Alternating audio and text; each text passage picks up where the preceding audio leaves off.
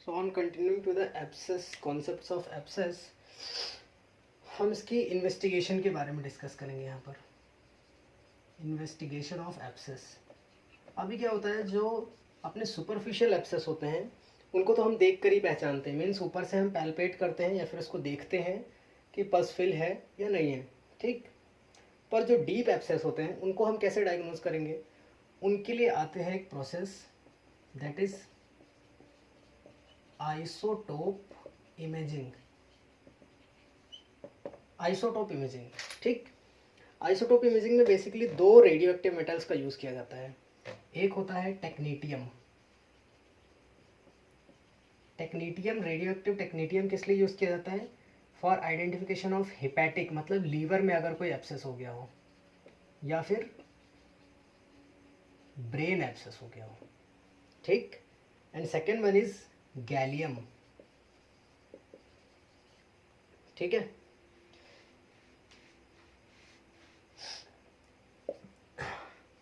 अगर किसी को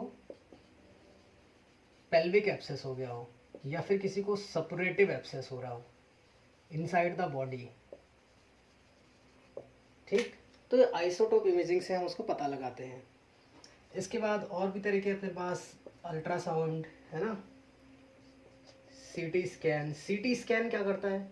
अब सीटी स्कैन एब्सेस क्या करता है?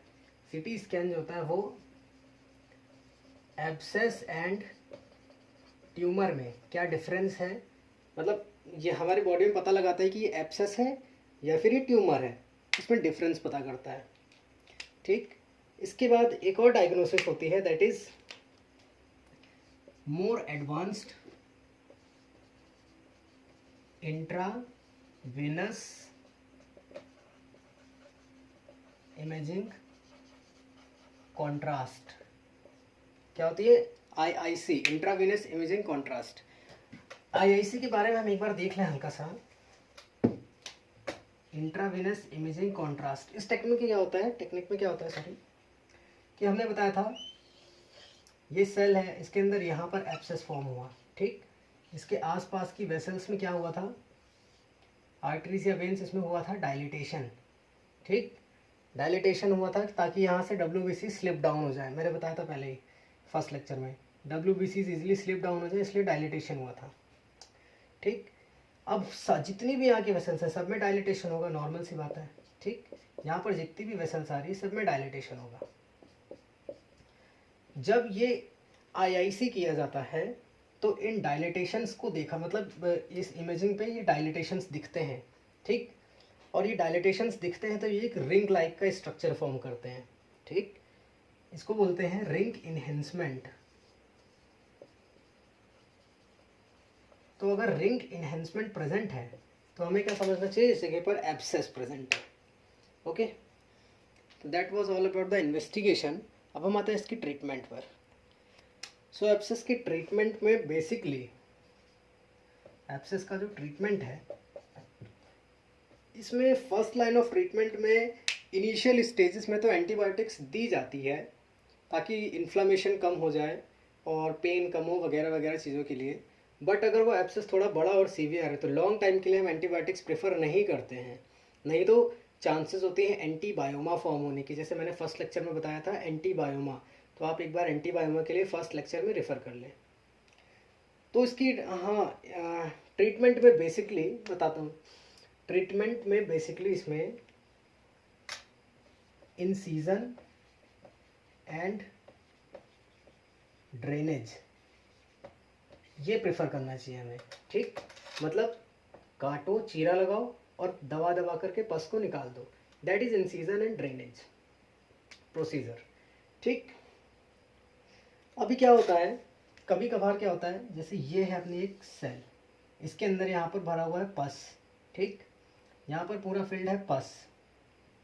क्या होता है कभी कभी इसके अंदर खुद के अंदर सेप्टा डिवाइड हो जाते हैं, ठीक।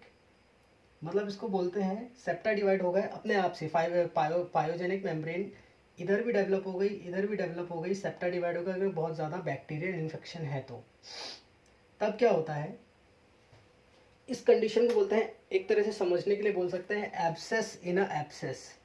एब्सेस के अंदर एब्सेस हो रहा है, ठीक।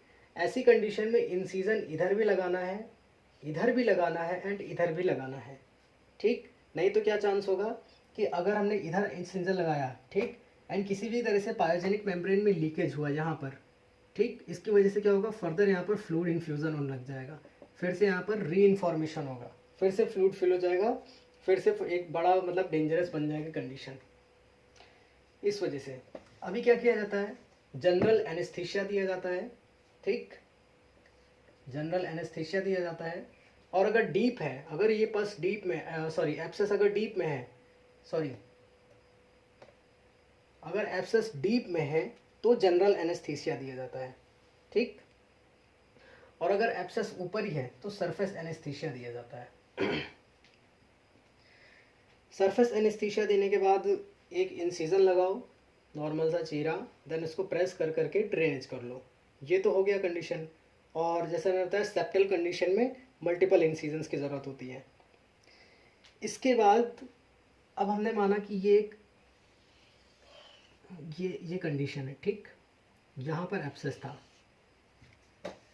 यहाँ बनाता हूँ, ये कंडीशन है, ये सेल है और ये एब्सेस था, ठीक। अब ये एब्सेस के ये पस भरा हुआ है, तो नॉर्मल सी बात है पस ऊपर भी होगा और हल्का सा पस नीचे भी होगा, ठीक। ये स्किन की कंटिन्यूएशन है। हमने यहाँ पर इंसिजन लगाया, ये इंसिजन लगाया, ठीक, और सारे पस को हमने ड्रेन कर लिया बाहर। अभी हमने ये सब ड्रेन कर लिया पूरा, ठीक, ये पूरा पस हमने ड्रेन कर लिया। यहाँ पर क्या बचा, कैविटी बची, ठीक, ये कैविटी बची। तो इस कैविटी में सबसे ज़्यादा चांस होता है कि फिर से इन्फेक्शन कॉज ना हो जाए। इस वजह से डॉक्टर्स क्या करते हैं, इस कैविटी में गॉज पीस रख देते हैं, पट्टी के जो ना पीस होता है उस पीस को रख करके यहाँ पर बैंडेज लगा देते हैं।